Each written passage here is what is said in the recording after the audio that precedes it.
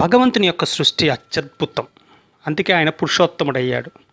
ఆయన సృష్టిలో అన్ని అనంతమైన ఆలోచనలతో అనంతమైన విభూతిని కలిగి ఉన్నాయి. అంటే ఇప్పుడు పంచభూతాలు తీసుకుంటే పంచభూతాలు అనంతంగా వ్యాపించి ఉన్నాయి. వాటిలో ఏ విధమైన స్వార్థం లేదు. అగ్ని కానీ, గాలి కానీ, నీరు కానీ, భూమి కానీ, ఆకాశం కానీ ఏమి తీసుకున్నవన్నీ అనంతంగా వ్యాపించి ఉన్నాయి. గాలి అందరిలోకి వెళ్తుంది. అంటే పేదవాడు కానీ ధనవంతుడు కానీ ఎవరిలో కూడా వీచే గాలి ఒకటే, వాయువు ఒకటే. అలా ఈ పంచభూతాలు అందరిలో సమానంగా ఉన్నాయి. అలాగే సూర్యచంద్రులు అందరిలో సమానంగా ఉన్నారు. అలాగే భగవంతుని యొక్క సృష్టిలో ప్రకృతిలో చూస్తే ప్రతి ఒక్కటి, అంటే మనం ఒక చెట్టుని తీసుకుంటే దానికి వచ్చే పువ్వు అయితేనేమి, లేదా ఒక చెట్టుకు వచ్చే పండు అయితేనేమి, ఇవన్నీ కూడా అందరికీ అవి అందాలని త్యాగగుణం కలిగి ఉన్నాయి. కానీ ఎంతో జ్ఞానం కలిపిన మనిషి జన్మలో మనము అనంతంగా ఉండాలి. అంటే మన ఆలోచనలు అనంతంగా ఉండాలి. నేను నాది అనే బౌండరీస్ని దాటాలి. నా దేహం 5.5 ఫీట్ అంటే నేను 5.5 ఫీట్లోనే ఉండిపోయి నేను నా వారు, నేను నా భార్య, నా బిడ్డలు అది ఉండాలి. కానీ అనంతమైన ఆలోచనలతో ఆ పరిధిని దాటి భగవంతుని యొక్క విభూతి మనం కలిగి ఉన్నాం కాబట్టి 10 మంది యొక్క మంచి గురించి ఆలోచించగలాలి. 10 మందిలో ఉన్న భగవంతుని దర్శించుకోవాలి. అందరిలో మనం ఒకటిగా ఉండి వన్నెస్ని ఏర్పరచుకోవాలి. అంటే అందరిలో ఉన్నది ఒకటైన భావంతో ముందుకెళ్ళాలి. ఇది నిత్య జీవితంలో ప్రతి ఒక్కరి జీవితంలో ఎన్నో అద్భుతమైన సంఘటనలు జరుగుతూ ఉంటాయి.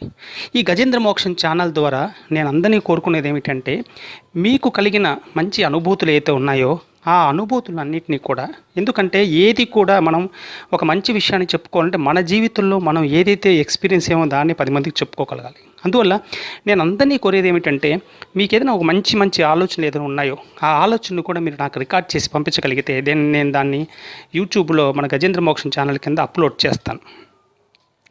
కాబట్టి ఇవన్నీ కూడా ఈ ఆలోచనలు అందరికీ పంచబడతాయి. అందరూ ఆనందంగా జీవిస్తారు.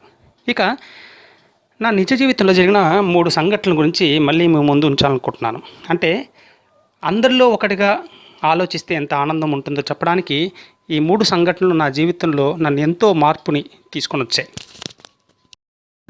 ఒక రియల్ ఎస్టేట్ ఏజెంట్, అంటే నాకు పరిచయం ఉన్న వ్యక్తి నా దగ్గరికి వచ్చి, సార్ మీరు కూకట్పల్లిలో ఒక స్థలం ఉంది సార్, 200 స్క్వేర్ యార్డ్స్ ఉంటుంది స్థలము, మీరు తప్పకుండా కొనుక్కోవాలి అన్నాడు.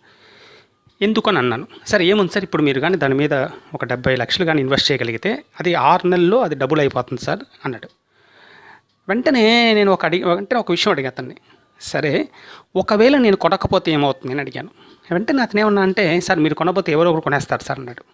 మరి వేరే ఒకరు కొనేస్తే వాళ్ళకి డబుల్ అవుతుందా అని అడిగాను. సార్ వాళ్ళకి డబుల్ అవుతుంది అన్నాడు. Okay, very good. ఒకవేళ వేరే వాళ్ళు కూడా కొనకపోతే ఏమవుతుంది అన్నాను. ఏమవుతుంది సార్, ఓనరే పెట్టుకుంటాడు. మరి అతనికి డబుల్ అవుతుందా అన్నాను. అతనికి కూడా డబుల్ అవుతుంది అన్నాడు. అప్పుడు నేను అతను ఒక విషయం అడిగాను. నేను కొన్నా, వేరే ఒకరు కొన్నా, ఓనర్ దగ్గర అట్టే పట్టుకున్నా డబుల్ అవుతుంది కాబట్టి భగవంతుని బిడ్డకి ఏ ఒక్కరికి ఆ లాభం వచ్చినా నాకు బహుదానందం అని చెప్పి ఆ విషయాన్ని అక్కడితో క్లోజ్ చేశాను. అంటే జీవితంలో నేను ఒక ప్రిన్సిపల్ని ఫాలో అవుతాను. ఏమిటంటే ఓపెన్ క్లోజ్ ప్రిన్సిపల్ అంటారు దీన్ని. ఓపెన్ క్లోజ్ ప్రిన్సిపల్ అంటే ఈ బాహ్య ప్రపంచంతో, అంటే మెటీరియలిస్టిక్ సంబంధించిన ఆలోచనలు ఏదైతే మనల్ని బాగా డిస్టర్బ్ చేస్తాయో దాన్ని వెంటనే క్లోజ్ చేసేయాలి. అంటే ఇప్పుడు మనం ఏదైనా ఇన్వెస్ట్మెంట్ వెళ్తున్నామో, మన పరిధి దాటి చేసే ఇన్వెస్ట్మెంట్లు కానీ, లేదా అనవసరమైన ఆర్గ్యుమెంట్లోకి వెళ్తున్నామో, వీటికి అన్నిటికి కూడా మనం క్లోజ్ అనే ప్రిన్సిపల్ వాడాలి. క్లోజ్ కానీ వెంటనే క్లోజ్ అయిపోవాలి. ఇంకా దాని మీద మనం ఫర్దర్ డిస్కషన్కి వెళ్ళకూడదు. అదే ఓపెన్ ప్రిన్సిపల్ అంటే ఏమిటి అంటే, ఓపెన్ అంటే ఏమిటంటే ఆధ్యాత్మికంగా సమాజ సేవ గురించి జరిగే ఏదైనా కూడా ఓపెన్ ప్రిన్సిపల్. అంటే ఎన్ని గంటలైనా ఎన్ని రోజులైనా నిరంతరంగా దాని గురించి మాట్లాడుకోవచ్చు. ఎందుకంటే భగవంతుని యొక్క విభూతి మాట్లాడుకోవడంలో ఉండే ఆనందం వేరు కాబట్టి అక్కడ ఓపెన్ ప్రిన్సిపల్. అందువల్ల నా జీవితంలో నేను బాగా నేర్చుకుంది ఓపెన్ క్లోజ్ ప్రిన్సిపల్. ఈ మెటీరియలిస్టిక్ లైఫ్కి వచ్చేసరికి క్లోజ్ అయిపోవాలి. మన ఆలోచనలన్నీ కూడా ఎక్కువ ఆలోచించకూడదు. అదే భగవంతుని విషయంగా వచ్చేసరికి మాత్రమే అది ఓపెన్ కావాలి అన్నది నేను ఎప్పటి నుంచో ఫాలో అవుతున్న ప్రిన్సిపల్.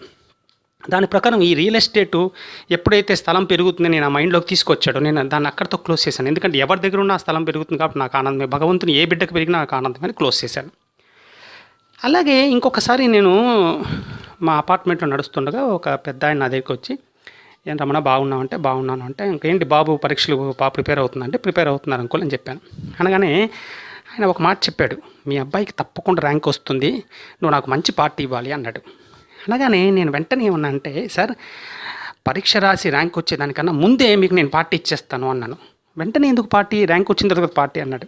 అప్పుడు నేను ఆయనకి ఏమన్నా అంటే, సార్ ఏ బిడ్డకు ర్యాంక్ వచ్చినా, భగవంతుని ఏ బిడ్డకు ర్యాంక్ వచ్చినా నాకు బహుదానందము. ఎందుకంటే ఏ బిడ్డకు అర్హత ఉందో, ఏ బిడ్డ బాగా కష్టపడతాడో, ఏ బిడ్డకి మంచి కర్మ చేసుకున్నాడో, ఏ బిడ్డకి భగవంతుని యొక్క పరిపూర్ణ ఆశీర్వచనం ఉన్నాయో ఆ బిడ్డకు తప్పకుండా ర్యాంక్ వస్తుంది. కాబట్టి భగవంతుని బిడ్డ ఏ బిడ్డకు ర్యాంక్ వచ్చినా నేను మీకు పార్టీ ఇవ్వడానికి ఆనందంగా ఉన్నాను అని వెంటనే నేను ఈరోజు సాయంత్రం పార్టీకి వెళ్దాం. ఎందుకంటే ఏదో నా కొడుక్కే వస్తే ర్యాంకు నేను ఆనందపడతానని కాదు. ఏ బిడ్డకు ర్యాంక్ వచ్చినా, ఏ బిడ్డ భవిష్యత్తులో మంచి ర్యాంకులు సంపాదించినా అది మనకు బహుదానందం మాత్రమే. అలాగే ఇంకొకసారి నాకు జీవితంలో జరిగిన సంఘటన ఏమిటంటే, నేను బెంగళూరు ఎయిర్పోర్ట్ నుంచి బయలుదేరాను. రాత్రి 10 అయింది. నాకు రెగ్యులర్గా వచ్చే కార్ డ్రైవర్ వచ్చాడు. మేము వెళ్తూ ఉండగా ఎయిర్పోర్ట్ నుంచి వెళ్తూకుండా ఆనంద భవన్ హోటల్ ఉండింది. ఆ ఆనంద భవన్ హోటల్ దగ్గర ఆగాం. ఆగిన వెంటనే ఇంకా ఆల్మోస్ట్ 10 అయిపోయింది. ఇంకా ఆనంద భవన్కి 10 నిమిషాలు క్లోజ్ అయిపోతుంది. 10 నిమిషాలు క్లోజ్ అయిపోతుంది. అప్పుడు ఒక క్యూ ఉంది. క్యూలో ఆల్రెడీ ఇద్దరు ఉన్నారు. నేను మూడో వాడిని. ఇప్పుడు అటుపక్క చూస్తే ఏమిటి అంటే, ఎక్కడైతే అంటే మనం టోకన్ తీసుకునే చోట నేను మూడో వాడిని. కానీ అక్కడ సప్లై చేసే చోట చూస్తే 2 ప్లేట్లు మాత్రమే ఆహారం ఉంది. అంటే అదే 2 రాస్ట్ ప్లేట్లు. మా డ్రైవర్ ఏం చేశారంటే, వెంటనే నేను క్యూలో మూడో వాడుగా ఉన్నాను. మా డ్రైవర్ అటుపక్క వెళ్ళిపోయి ఆ 2 ప్లేట్లు తీసేసుకొని అతనికి ఏం చెప్పానంటే, మా సార్ క్యూలో ఉన్నాడు, టోకన్ ఇస్తారు అన్నాడు.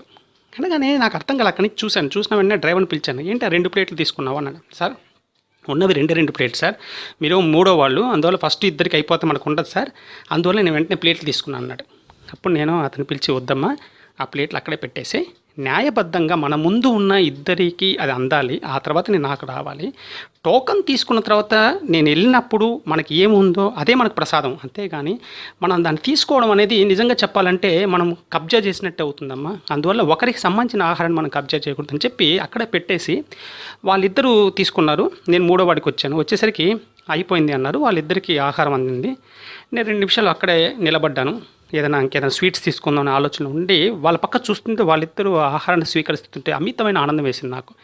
ఇంతలో ఆ హోటల్ అబ్బాయి నా దగ్గరికి వచ్చి, సార్ 2 ప్లేట్లు ఇడ్లీలు ఉన్నాయి సార్, వేడిగా ఉన్నాయి, మేము చూడలేదు, లోపల ఉన్నాయి, మీరు తీసుకుంటారా అన్నాడు.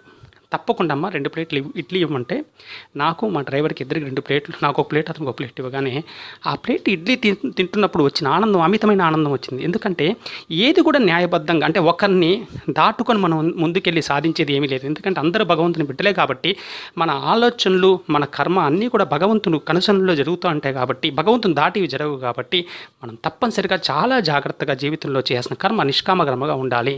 అందువల్ల అందరిలో ఒకటిగా వన్నెస్ చూసుకుంటూ మనం ముందుకెళ్తే భగవంతుని యొక్క ఆశీర్వచనాలు, భగవంతుని యొక్క విభూది మనం ఎల్లప్పుడూ కలిగి ఉంటాం.